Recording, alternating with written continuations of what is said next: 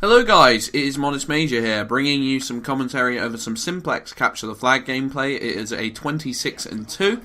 I get a running riot with like 16 kills or something, then die again, and then get a killing frenzy, which is pretty cool because we get the deaths out, you know. Deaths out of the way. You don't have to worry about that once the running riot is finished. I like gameplays like that. I don't like it when there's a death looming over and you know there's going to be a death towards the end of the game, because I've said the gameplay or whatever in the title, and then right at the end you just have to see that horrible little death.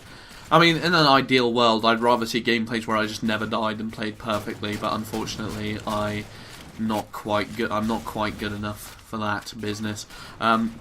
Same time, this is one of my more entertaining gameplays, I feel. The last two gameplays I wasn't necessarily very proud of. I mean, they were good score lines, I suppose, but they weren't necessarily good, gameplays. They weren't very fun, they weren't very fast-paced. Like I said, I like my gameplays to look like a Michael Bay movie, like, you know, just explosions, over-the-top drama, just like, oh my god, did you see that? You know, then just some wall explodes and then loads of people just fall over and die. That's my kind of gameplay, even if that means that there's going to be slightly more deaths. I've said it before, and I say it again. I said it before and I say it again. I don't even know what that voice is, but whatever. I did a commentary before this, and it just came across a tiny bit negative. And I do want to make the points that I was going to make, but at the same time I don't want to sound too negative, so I don't know. I'll try and balance them out. I'll try and make myself sound less depressing and just bleak. Because I feel at this time, with like as the player numbers are dwindling, I don't want to make a bleak, depressing commentary about this game. But at the same time, I think there are certain unforgivable game design choices in this game that I feel like if they were tweaked and if they were removed, they would it would push the game forward. And that's what I want. I want this game to be pushed forward. There's something about this game that I love. There's something that just gels for me. The chemistry of the game, the engine of the game, the sound design, all that stuff. I want this game to succeed in any way. And if that means I have to highlight a couple of flaws and be a little bit negative, then so be it, because I don't want to just hide my opinions. I want to share my feedback with the community, and for you guys to share your feedback back on my feedback. That sentence made no sense, but you know what I'm trying to say. So essentially there's four things, and four unforgivable, cardinal sins, I think it's called. I don't know. I'm making it up, but whatever. And the first of which is sticky grenades. I feel like sticky grenades should not be primaries under any circumstances. The fact that there are two of them is kind of just taking the mick a little bit.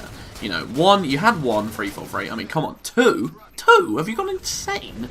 Like, even Call of Duty doesn't have two primary semtexes. Even Call of Duty. And when you're doing something that Call of Duty doesn't do, when Call of Duty won't do that, that's when you know you've got a tiny bit of a problem on your hands.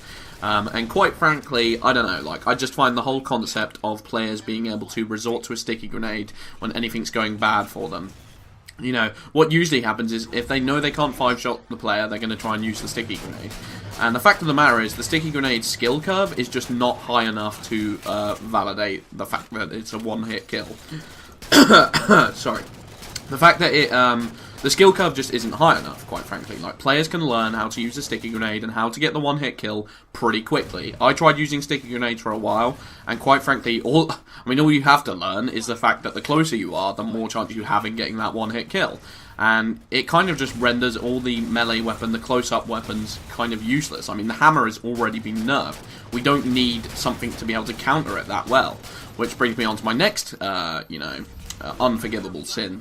And that is the bolt shot. Quite frankly, the bolt shot, I don't see its place in matchmaking. I know they try to nerf it, and I know it's not that amazing, but at the same time, it doesn't need to be in the game. It just doesn't. At the end of the day, and I know that's something that's in the engine already, and it's probably something they'll say they can't fix. But at the end of the day, it has rendered swords, hammers, shotguns 50% more useless. Maybe not shotguns, because shotguns are just too good, same as swords. But at the end of the day, it is much harder, because you're taking a gamble every time you run up to someone and try and one-hit kill them with one of those power weapons.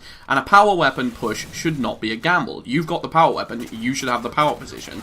If you play your cards right, you should know that you're on safe standing. But the bottom line is, you don't know, because they could have a sticky grenade under their belt, or they could have a bolt shot. Third point, the third unforgivable sin is invisibility. Invisibility is quite frankly a bit of a mick take. A mick take is a British word, and you won't understand that if you're not British. But taking the mick, that just basically means it's kind of it's just a joke basically, because invisibility should not be in the game. Invisibility almost felt overpowered when it was a pickup in Halo 3, let alone as a primary. And quite frankly, I find the invisibility harder to see in this game than I did in Halo 3. I find it near impossible when someone's crouching in the corner with invisibility. You know, the only hint that I get is the radar going crazy. And apparently there's a glitch that even stops that from happening. The invisibility glitch. I don't know if they patched that, but they certainly hadn't patched it last time they checked. And quite frankly, it's just damaging to the game. And what people tend to do is make a combo of invisibility and stick. They hide in a corner. When you see them, they just stick you because you're looking directly at them, you're directly facing them. It's just bad news. And the last point is random ordnance drops. I know everyone's talked about this under the sun, but I just want to, put my 2 cents in. I feel like the kill streak system needs to be more streamlined. I think like it needs to be more fair. Even Call of Duty has a progression system where you go up the tiers in kill streaks, from UAV to Predator to, it just gets higher and higher, and it doesn't do that in this game. You could get a Needler when you're doing amazing, and you could get an Incineration Cannon when you're doing terrible, and that's just the way the cookie crumbles, and you just got to deal with it.